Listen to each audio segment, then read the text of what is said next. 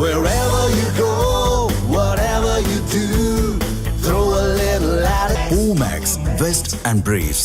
நம்மோடு வழக்குரைஞரும் செயற்பாட்டாளருமான தஞ்சையிலிருந்து நல்லதுரை இணைந்திருக்கிறார். சார், இப்போ தஞ்சை மாவட்டத்திலே நிறைய நெல் கொள்முதல் நிலையங்கள் திறந்தாங்க, வேக கொள்முதல்லாம் செய்யப்பட்டதுன்னு சொல்ல, அதே நேரத்தில் கடந்த ஆண்டு இல்லை இந்த ஆண்டுடைய தொடக்கத்தில் முதலமைச்சரால் தொடங்கி வைக்கப்பட்ட நேரடி நெல் கொள்முதல் தெக்கூர் உள்ளிட்ட பகுதிகளில் அது செயல்படாமல் இருந்ததையும் பார்க்க முடிகிறது. இப்படி ஒரு குளறுபடி ஏன்? சற்று முன் பேசிய திரு பார்த்தசாரதி சொல்கிறார், இது நெல் கொள்முதலை தனியாருக்கு கொடுத்து விடுவதற்காக தமிழ்நாடு அரசே மெத்தனமாக ஒரு சதித்திட்டத்தோடு செயல்படுங்கிற ஒரு குற்றச்சாட்டை முன்வைக்கிறாரு. உங்கள் பார்வை? அது உண்மைதான். அது அப்படியான ஒரு திட்டம் இருக்கு, கேப்னு சொல்லக்கூடிய ஒரு திட்டம், கவர் அண்ட் பிளின்த்னு சொல்லி இந்த டிஎன்சிஎஸ்சில கொள்முதல் செய்யப்படுற நெல்லை தனியார்கள்ட்ட கொடுத்து அவங்க கிட்ட கொண்டு போய் அந்த குடோன் ஃபெசிலிட்டி இல்ல அரசை ஏற்படுத்துவதற்கு பதிலாக தனியார்கிட்ட கொடுத்து அதை குடோன்ல தனியார் குடோன்ல பாதுகாக்கிறதும் அது அரவைக்கு அனுப்புறதும் அரிசியா மீண்டும் பொது விநியோக திட்டத்திற்கு பிடிஎஸ் சிஸ்டத்துக்கு கொண்டு வர்றதுக்குமான திட்டம் இருக்கு. இதுல குளறுபடியே அங்கதான் நடந்தது. ஏன்னா இந்த கேப் சிஸ்டத்துக்குள்ள போகணும்னு தமிழ்நாடு முழுவதும் கொடுக்கறதுக்கு மாநில அரசு தயாராயிடுச்சு. ஆனா காவிரி டெல்டா விவசாயிகள் கேப்ல எங்களை சேர்க்கக்கூடாதுன்னு போராடுனது காரணமா காவிரி டெல்டா பகுதியை அவங்களுக்கு கொடுக்கல, கேப்ல கொடுக்கல.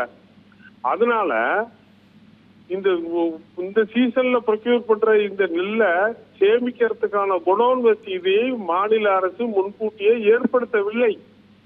அதனாலதான் இந்த கொள்முதல் செஞ்ச நெல்லை கொண்டு போய் எங்க வைக்கிறதுன்னு தெரியாம, அதற்கு சரியான போக்குவரத்து ஏற்பாடு செய்யாம இவ்வளவு பெரிய தேக்க நிலை ஏற்படுறதுக்கு காரணமே இதை தனியார்ட்ட கொடுக்கறதா இல்ல மாநில அரசே அது சொந்தமா குடோன் வசதியை ஏற்படுத்தி நெல்லை பாதுகாப்பதா என்ற பிரச்சனையில முன்னேற்பாடு இல்லாமல், முன்யோஜனை இல்லாமல், முன் திட்டம் இல்லாமல், அதற்கான ஏற்பாடுகள் செய்யாமல் நடந்ததுனாலதான் இவ்வளவு பெரிய குளறுபடியே ஏற்பட்டுச்சு.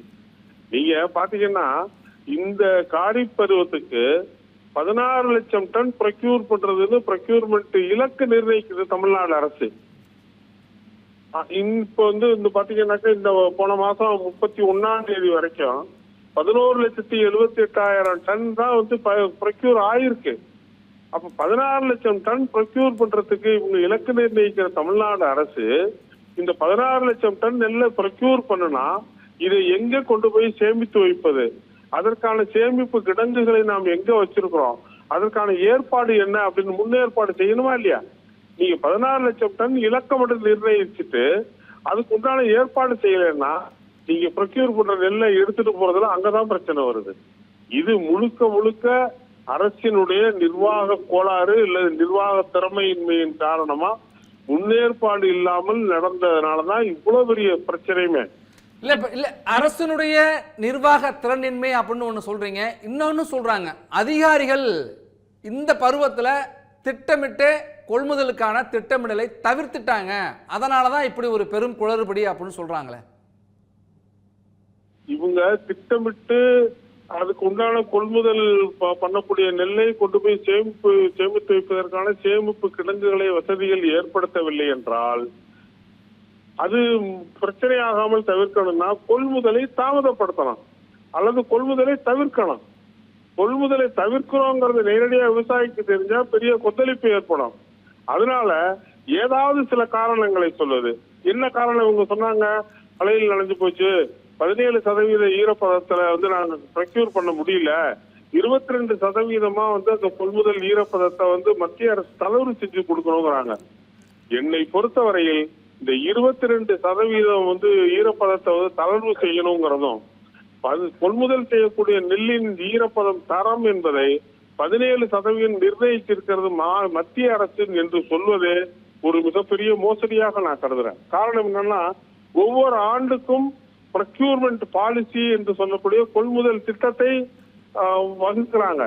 இதை வகுப்பது யாருன்னா மத்திய அரசின் சார்பில் ஃபுட் கார்பரேஷன் ஆஃப் இந்தியா, மாநில அரசின் சார்பில் அந்தந்த மாநிலத்துல இருக்கக்கூடிய கொள்முதல் ஏஜென்சி என்று சொல்லக்கூடிய கொள்முதல் முகாமை. யார் தமிழ்நாட்டில் யார் கொள்முதல் முகாமை? டிஎன்சிஎஸ்சி. தமிழ்நாடு நுகர்பொருள் வாரியம் தான் மத்திய அரசாங்கத்திற்கு ஃபுட் கார்பரேஷன் ஆஃப் இந்தியாவுக்கு நெல்லை வந்து கொள்முதல் செஞ்சு கொடுக்கிற முகமையா ஏஜென்சியா செயல்படுது. இந்த ப்ரொக்யூர்மெண்ட் பாலிசியில FAQ என்று சொல்லக்கூடிய ஃபேர் ஆவரேஜ் குவாலிட்டி என்று சொல்லக்கூடிய கொள்முதல் நெல்லின் தரத்தை நிர்ணயிக்கிறது யாருன்னா இந்த ஃபுட் கார்பரேஷன் ஆஃப் இந்தியாவும் மாநில அரசு ஏஜென்சியும் சேர்ந்து 2 நிறுவனங்களை சேர்ந்த அதிகாரிகளும் சேர்ந்து நிர்ணயம் பண்றாங்க.